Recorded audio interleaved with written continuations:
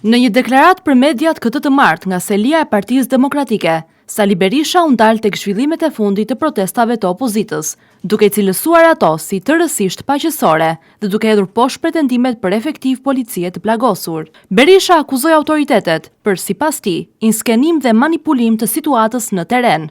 Ai pretendoi se gjatë protestës janë përdorur mjete të rrezikshme, përfshirë granata, substanca kimike me rrezik të lartë, mjete verbuese si dhe lënë toksike. Sipas Berishës janë hedhur gjithashtu edhe shishe molotov nga taracat, të cilat kanë rënë mes protestuesve, duke shtuar se për këto ngjarje ekzistojnë dëshmitar. Janë përdorur helme me rrezik të lartë.